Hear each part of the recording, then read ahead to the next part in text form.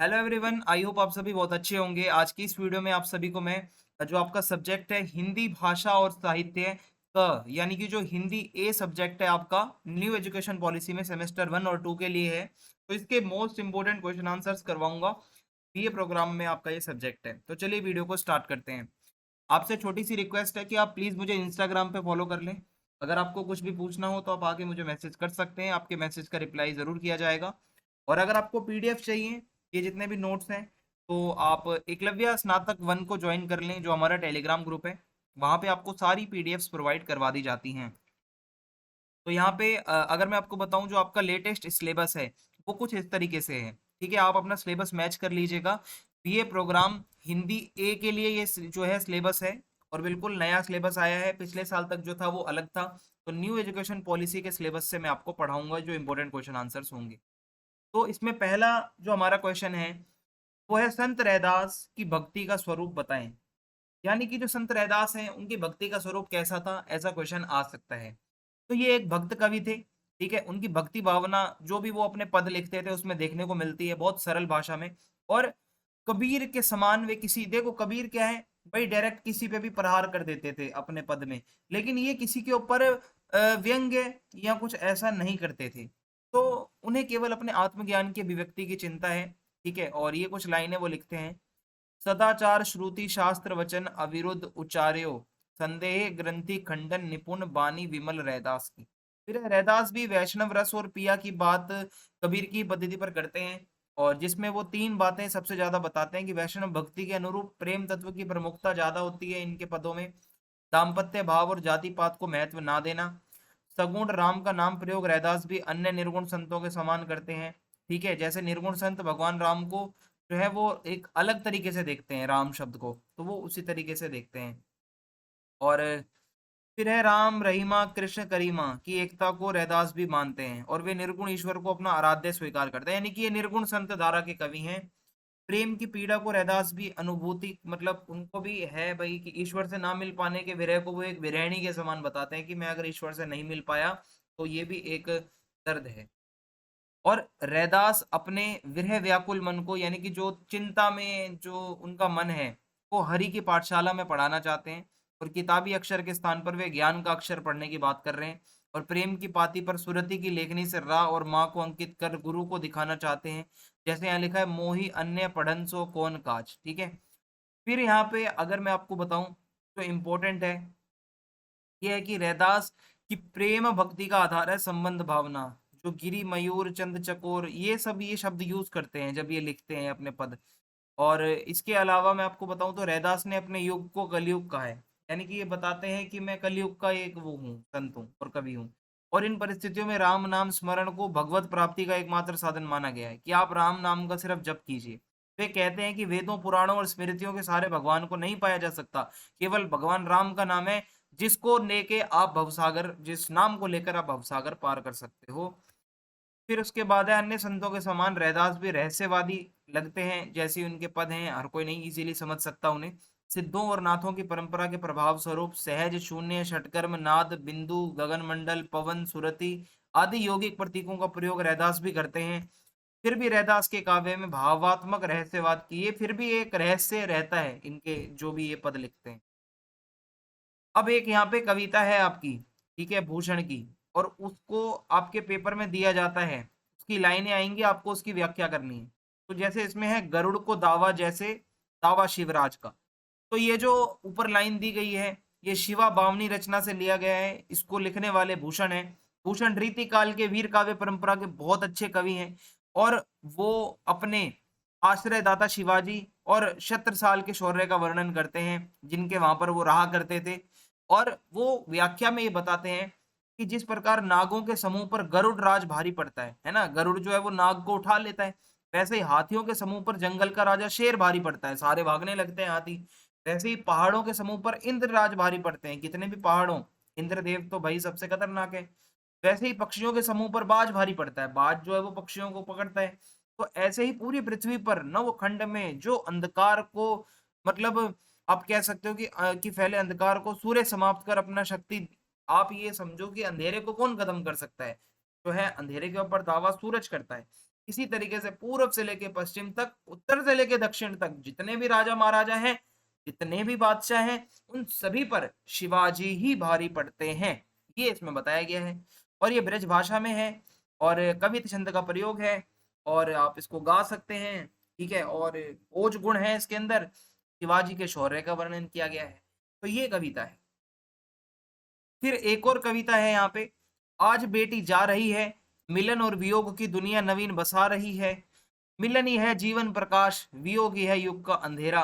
ये माखन लाल चतुर्वेदी जी द्वारा ये जो है रचित है। मैं भी दिखाया था जो आपका जो नया सिलेबस है उसके अकॉर्डिंगली, जो यूनिट 4 में माखन लाल चतुर्वेदी जी की कविता है बेटी की विदाई, तो यहाँ से ये आ सकता है, नया सिलेबस में ऐड हुआ है तो बहुत ज्यादा चांसेस हैं कि ये पेपर में आ सकता है।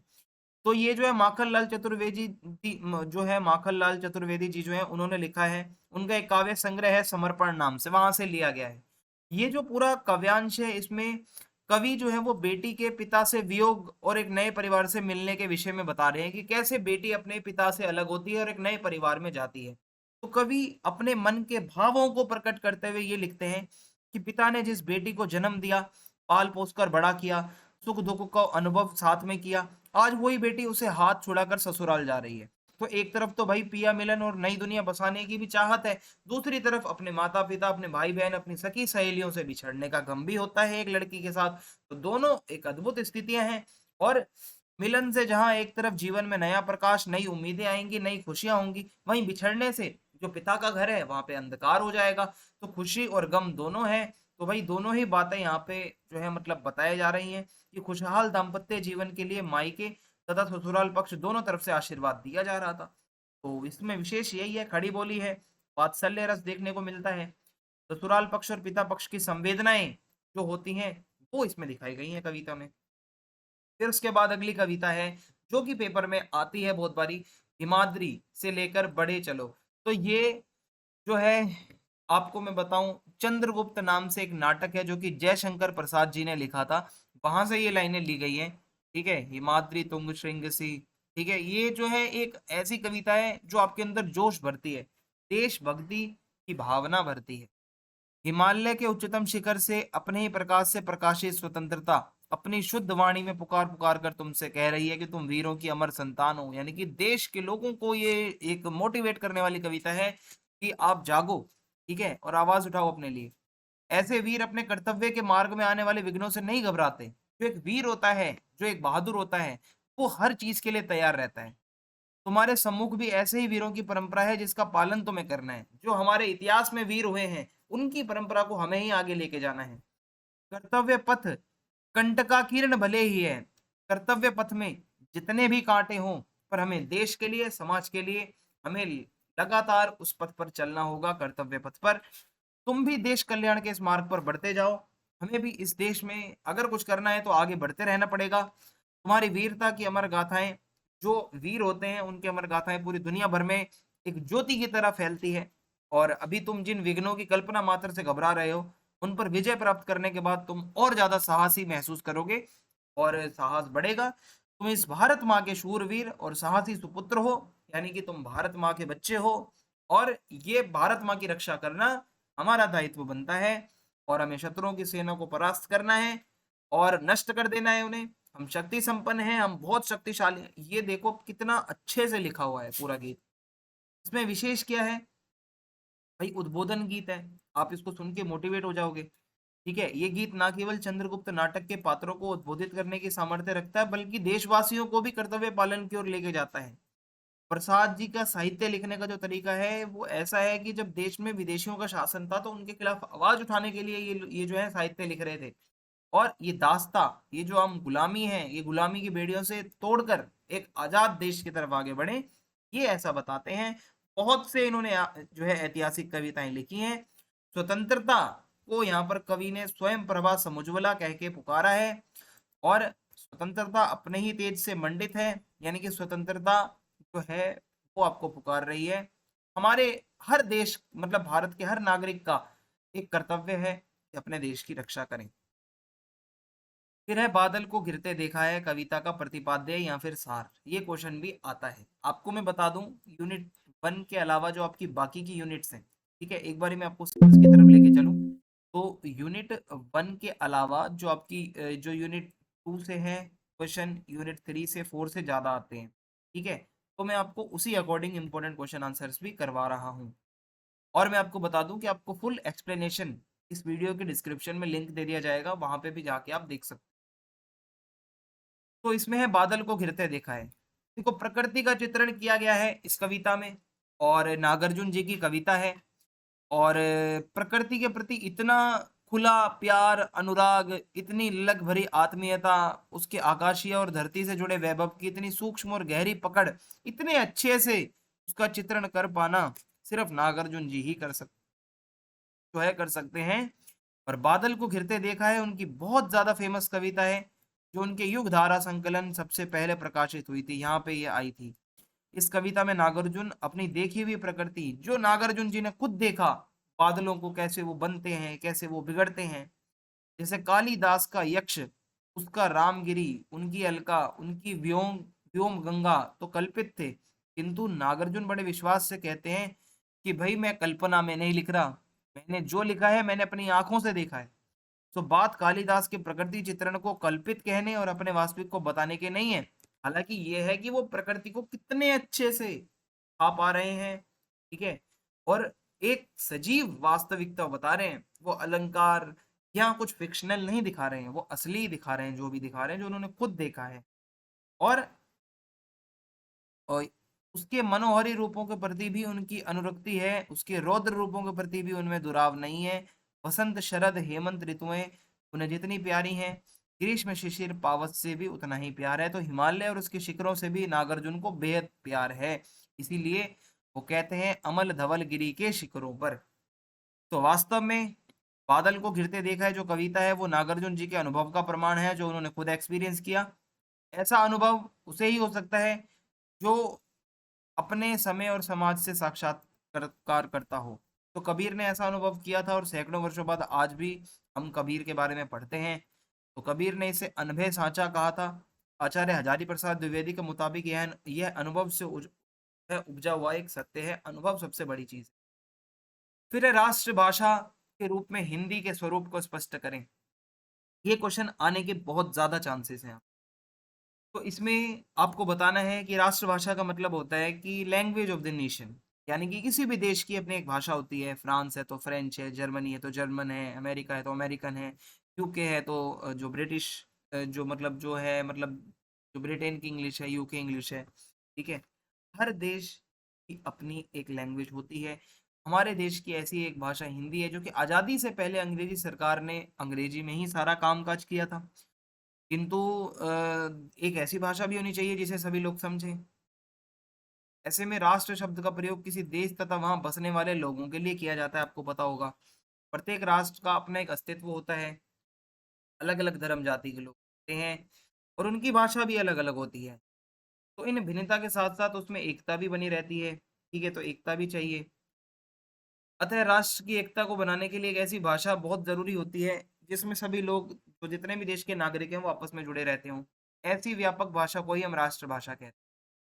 तो भारत में अनेकों भाषाएं बोली जाती हैं।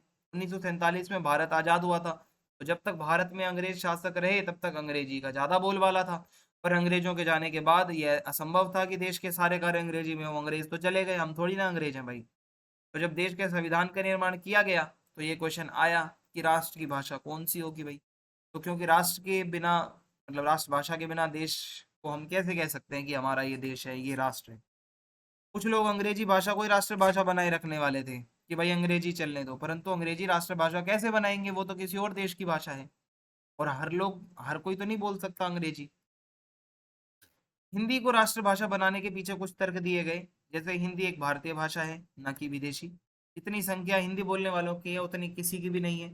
हिंदी समझना आसान है, और ये सब तर्क देकर बोला गया कि राष्ट्रभाषा जो है वो हिंदी हो, और देवनागरी लिपि को राष्ट्रलिपि बनाया जाए।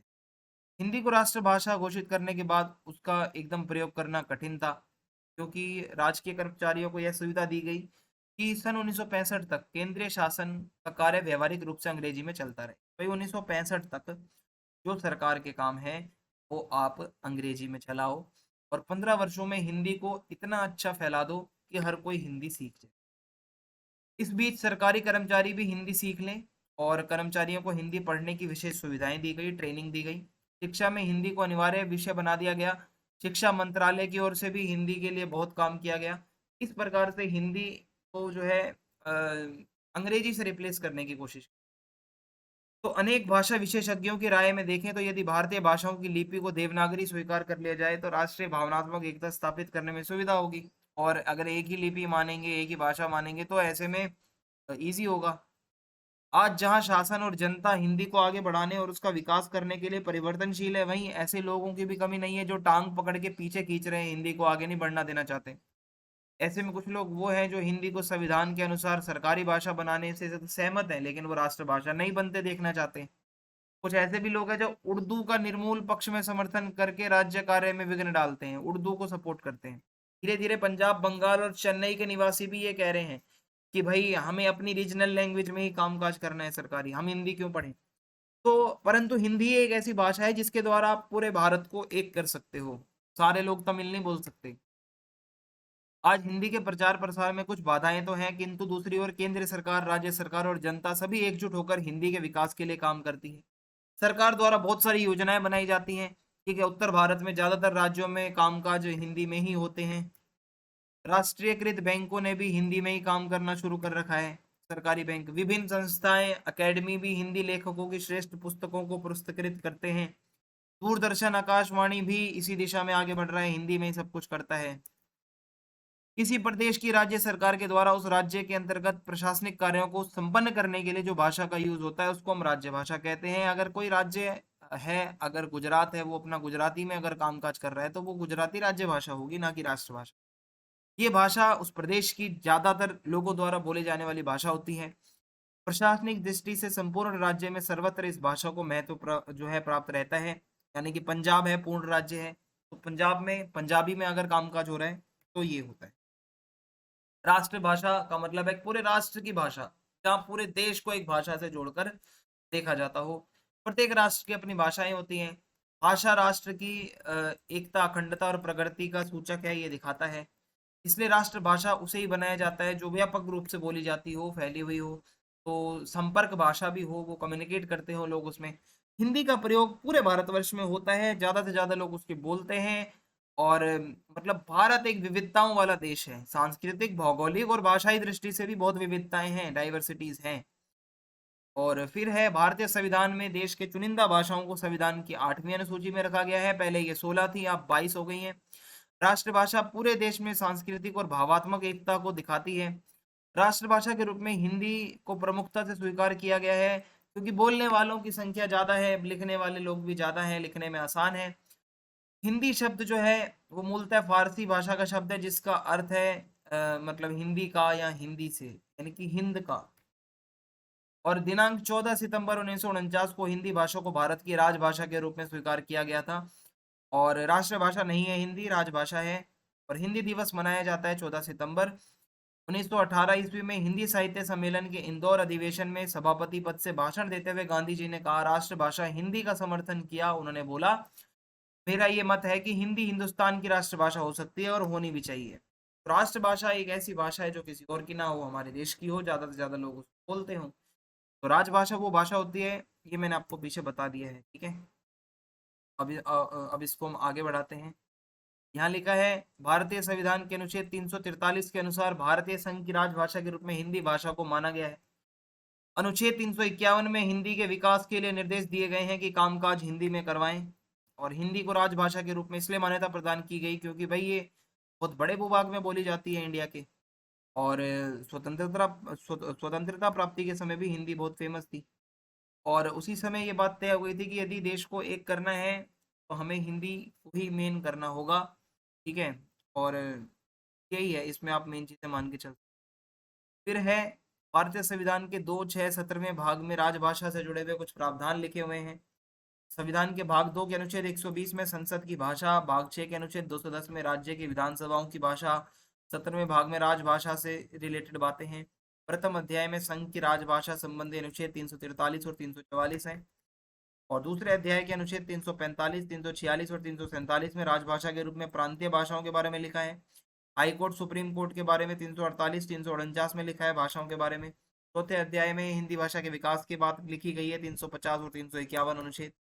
अब उसके बाद है कृष्ण काव्य के बारे में क्वेश्चन आ सकता है कि बताओ इसकी विशेषताएं। तो सबसे पहली विशेषता ये है कि इसमें कृष्ण की लीला का वर्णन ज्यादा से ज्यादा होता है। जो भी कृष्ण काव्य होता है वो कृष्ण भक्त कवियों ने श्री कृष्ण के बाल रूप में वात्सल्य रस में जो लीलाएं दिखाई हैं, गोपियों के साथ उनकी लीलाएं हैं, तो मतलब लीलाओं का वर्णन होता है, राधा कृष्ण के प्रेम की लीलाएं हैं, बाल मनोविज्ञान का अद्भुत चित्रण। तो जो कृष्ण भक्त कवि हैं वो अपने काव्य में बहुत ही स्वाभाविक तरीके से मनोवैज्ञानिक चित्रण करते हैं, बाल मनोविज्ञान का, जो बचपन का रूप दिखाया जाता है।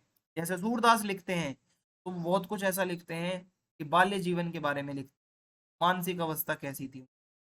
अद्वितीय वात्सल्य चित्रण, कृष्ण के बाल वर्णन में वात्सल्य का बहुत ही अच्छा स्थान है, विशेष रूप से सूरदास का वात्सल्य। भाई सूरदास बहुत प्यारे ढंग से लिखते हैं और हिंदी साहित्य में सूरदास का वात्सल्य रस का सम्राट उनको माना जाता है। और आचार्य रामचंद्र शुक्ल ने कहा था कि सूरदास बंद आंखों से वात्सल्य रस का कोना कोना झांक आए हैं। तो यशोदा के हृदय की सहजता सरलता की कवि अत्यंत मर्म स्पर्शी वर्णन करता है, माँ और बेटे का प्यार कैसा होता है। सामाजिक सांस्कृतिक जीवन की अभिव्यक्ति, कृष्ण की लीलाओं में जो उस टाइम की तो सामाजिक सांस्कृतिक जो जीवन जैसा चल रहा होता है, वेशभूषा है, खान पान है, और वो सब देखने को मिलता है। भक्ति भावना, सूरदास श्री कृष्ण के बहुत तगड़े भक्त हैं, अनन्य भक्त हैं।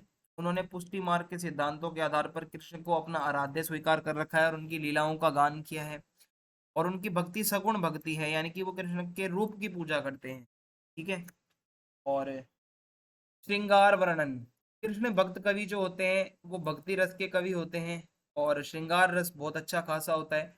सर्वप्रथम तो स्वयं भगवान कृष्ण का चरित्र श्रृंगार प्रधान है, इतने तो वो सुंदर लगते हैं, उनकी लीलाओं में देखने को मिलता है। प्रकृति चित्रण, तो जब हम कृष्ण काव्य पढ़ते हैं तो हमें वृंदावन के जंगल, नदी, वन, पर्वत, झरने, कुंजलियां, ये सब देखने को मिलता है। ठीक है। तो प्रकृति की भी वर्णन होती है। फिर है हिंदी भाषा का विकास, ये क्वेश्चन आता है, आप डिस्क्रिप्शन चेक कर लेना, आपको एक लिंक प्रोवाइड करूंगा, वहाँ पे आप डिटेल में इस टॉपिक को समझ लें। ठीक है। आपको इसी वीडियो को जो है डिस्क्रिप्शन में जाना है और आपको एक लिंक मिल जाएगा, आप उसको चेक कर लें। आदिकाल का नामकरण, अब आदिकाल का नामकरण कैसे हुआ? सबसे पहले इसका नाम रखा गया प्रारंभिक काल, मिस्र बंधुओं ने ये नाम रखा। सबसे पहले मिस्र बंधुओं ने अपनी पुस्तक मिस्र बंधु विनोद में हिंदी साहित्य का पहला काल जो है वो प्रारंभिक काल माना। प्रारंभिक काल का नाम देते हुए बोला कि यहीं से हिंदी की शुरुआत है। कुछ आलोचकों ने यह कहकर कि हिंदी साहित्य का प्रारंभ बहुत पहले हो चुका था, इस नामकरण को नकार दिया, हालांकि बाद में इसको स्वीकार कर लिया गया। फिर है वीर गाथा काल, रामचंद्र शुक्ल जी बताते हैं, उनकी हिंदी साहित्य का इतिहास नाम से किताब है जो कि 1929 में आई थी। उन्होंने साहित्य इतिहास के पहले काल को वीर गाथा काल का है। उन्होंने बोला कि 12 पुस्तकें हैं, जैसे जो पृथ्वीराज रासो, बीसल देव रासो, परमाल रासो, विजयपाल रासो, हमीर रासो, कीर्तिलता, कीर्ति पताका, विद्यापति की पदावली, अमीर खुसरो की पहेलियां, ये वीरों की कहानी है, वीरों के बारे में लिखती है, तो ये वीर गाथा काल था, ऐसा कहा। चारण गाथा काल या चारण काल, संधि काल, सर्वप्रथम डॉक्टर जॉर्ज ग्रियर्सन ने बोला ये चारण काल था। बाद में डॉक्टर रामकुमार वर्मा ने उनके द्वारा दिए गए इस नाम को ही सपोर्ट किया। वो कहते हैं कि आरंभिक काल को वो संवत 750 से संवत 1375 मानते हुए इसे दो भागों में बांटते, संधि काल और चारण काल। सबसे पहला काल संधि काल था और इसमें उन्होंने सिद्धनाथों और जैनियों के साहित्य को रखा। फिर संवत 1000 से संवत 1375 तक की रचनाओं को चारण काल में रखा। चारण यानी कि एक कवि होता है जो अपने राजा के बारे में सब कुछ लिखता है। ठीक है। तो ये हो जाएगा। डॉक्टर राम कुमार वर्मा के शब्दों में यह काल दो युग धर्मों और दो भाषाओं का संधि काल था, तो दो भाषाएं मिल रही थी, कि ऐसा माना जाता है। आगे बढ़ते हैं। सिद्ध सामंत युग काल, महापंडित राहुल सांकृत्यायन कहते हैं कि ये सिद्ध सामंत काल था। क्यों कहते हैं वो ऐसा? क्योंकि इसी टाइम पे जो साहित्य लिखा जा रहा था वो बहुत ज्यादा, मतलब जो सिद्धनाथ जो योगी होते थे कुछ उस तरीके से लिखा जा रहा था। विद्यापति की पदावली, अमीर खुसरो का साहित्य, पौमचरियु और नाथ साहित्य बहुत ज्यादा इसमें देखने को मिलता है। बीज वपन काल, ठीक है। आचार्य महावीर प्रसाद द्विवेदी इस काल को बीज वपन काल कहते हैं। बीज वपन का मतलब होता है बीज का बोना। सो वो कहते हैं कि ये हिंदी का जो है इसकी स्टार्टिंग थी, हिंदी के बीज बोए जा रहे थे। ठीक है, नई नई भाषा आई थी और इस काल में कुछ नई साहित्यिक प्रवृत्तियों का प्रचलन भी हुआ जो अपने चरम पर पहुंची, और इस काल के साहित्यकारों ने बहुत अच्छे से साहित्य को लिखा। तो इसको अगर हम बीज वपन काल कहें तो ये सही होगा। आदिकाल, आचार्य हजारी प्रसाद द्विवेदी जी ने हिंदी साहित्य के इस कालखंड को आदिकाल का नाम दिया। उन्होंने ये नाम इस काल के नामकरण से संबंधित सभी मतों को अच्छे से पढ़ने के बाद दिया। उनके शब्दों में ऐसा माना जाता है कि मतलब आदिकाल रखना ही इसका नाम सही रहेगा। डॉक्टर नागेंद्र भी इस नाम को मानते हैं और वो कहते हैं वास्तव में आदिकाल ही ऐसा नाम है जिसे किसी ना किसी रूप में सभी साहित्यकारों ने माना है, आदिकाल ही बेस्ट है।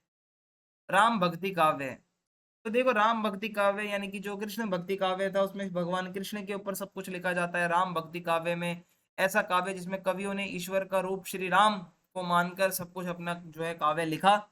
कवियों ने इस काव्य में श्री राम के बाल रूप से लेकर मर्यादा पुरुषोत्तम तक की सारी बातें लिखी हैं। राम भक्ति का वास्तविक प्रवर्तन स्वामी रामानंद के प्रयत्न से हुआ है। इनकी शिष्य परंपरा में एक और निर्गुण उपासक कबीर हुए, तो दूसरी ओर नर हरिदास सरीखे सगुण साकार राम भक्त भी हुए। आगे चलकर गोस्वामी तुलसीदास जी को उन्होंने तैयार किया। तुलसीदास जी ने आगे चलकर राम भक्ति का प्रचार प्रसार किया। तुलसीदास जी के अलावा इस काव्य के कुछ और भी मुख्य कवि हैं जैसे केशव नाभादास, महाराजा पृथ्वीराज, हृदय राम आदि।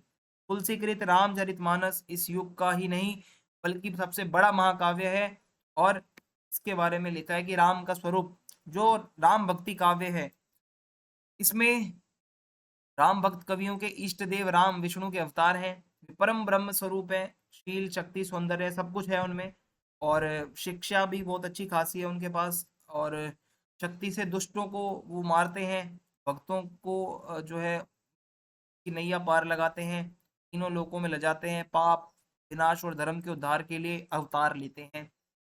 दास्य भाव की भक्ति, कृष्ण काव्य में सख्य भक्ति की प्रधानता है किंतु राम देखो सखा सहेली हो जाता है। राम भक्ति में आप आओगे तो यहाँ पे दास्य भक्ति है। यहाँ पे आपको एक ये देखने को मिलेगा कि वैसे उसमें नवदा भक्ति के सभी प्रकार श्रवण कीर्तन स्मरण पादस्वेन, ठीक है, वंदन दास्य सख्य और आत्मनिवेदन मिल जाते हैं। इसमें राम की उपासना सेव्य सेवक भाव से की गई है, यानी कि आप ये मान के चलो कि आप सेवा कर रहे हो उनकी, ठीक है, ऐसा माना है, सेवक माना है खुद को तुलसीदास जी ने। आदर्श की स्थापना, राम काव्य में विभिन्न आदर्शोरम की कल्पना की गई, आदर्शों की कल्पना की गई है, ठीक है। आदर्श चरित्र, जो एक पुरुष जो मर्यादा पुरुषोत्तम है, एक आदर्श भाई कैसा होता है, एक आदर्श बेटा, एक आदर्श दोस्त और एक आदर्श राजा कैसा होता है, ये राम भक्ति काव्य में देखने को मिलता है। हमें हमेशा ही ये प्रेरणादायक है, राम राज्य कैसा होता है। लोक मंगल की भावना, प्रभाव की दृष्टि से देखें तो राम काव्य की गणना उच्च कोटि के उन काव्यों में होगी जहाँ जनता के कल्याण की बातें होती हैं, यानी कि यहाँ पे कल्याण ही कल्याण सब कुछ देखने को मिलता है। रामचरितमानस जो पढ़ता है उसका कल्याण होता है, अर्थात उसका उद्देश्य जन कल्याण या लोक मंगल को उद्बुद्ध करना हो गया। राम काव्य के नायक का उद्देश्य भी लोक मंगल है। जो भगवान राम है वो सभी का कल्याण करने के लिए ही तो अवतार लेते हैं। फिर है छायावादी काव्य धारा। छायावाद की कुछ विशेषताएं हैं जैसे श्रृंगार रस का प्रयोग। ये जो कविताएं होती है श्रृंगार रस का ज्यादा प्रयोग करते हैं। ये श्रृंगार अतीन्द्रिय सूक्ष्म श्रृंगार है, ठीक है, अतीन्द्रिय सूक्ष्म बहुत ज्यादा सूक्ष्म होता है। छायावाद का ये श्रृंगार कौतूहल और विस्मय का विषय है। और व्यक्तिवाद की प्रधानता, छायावादी कवि जो होते हैं अपनी कविताओं में व्यक्तिगत भावनाएं ज्यादा दिखाते हैं, पर्सनल। प्रकृति का अनूठा चित्रण, छायावादी कवि जो होते हैं प्रकृति के ऊपर बहुत लिखते हैं, प्रकृति को नारी के रूप में दिखाते हैं, सौंदर्य का वर्णन अच्छे से करते हैं। सूक्ष्म आंतरिक सौंदर्य का चित्रण, छायावादी काव्य में सूक्ष्म आंतरिक सौंदर्य को दिखाया जाता है। बाहरी सौंदर्य तो सबको दिखता है, तो अंदर का सौंदर्य है। सौंदर्य के उपासक कवियों ने नारी के सौंदर्य के अलग अलग रंगों का आवरण किया। काव्य में वेदना और करुणा की अधिकता, छायावादी कवि जो होते हैं वो वेदना करुणा के साथ लिखते हैं, हृदय को छू देने वाली कविताएं लिखते हैं। और हृदयगत भावों की अभिव्यक्ति की अपूर्णता, अभिलाषाओं की विफलता, प्रेयसी की निष्ठुरता, सौंदर्य की नश्वरता, मानवीय दुर्बलताओं के प्रति संवेदनशीलता, प्रकृति की रहस्यमयता, ये सब ज्यादा देखने को मिलता है। अज्ञात सत्ता के प्रति प्रेम भाव, अज्ञात सत्ता के प्रति छायावाद के कवियों में एक प्रेम की भावना होती है। इस अज्ञात सत्ता को कवि प्रेयसी और चेतन प्रकृति के रूप में देखता है। यानी कि यहाँ पे अगर आपकी कोई प्रेमिका है, उसके प्रति अनन्य प्रेम दिखाया जा रहा है।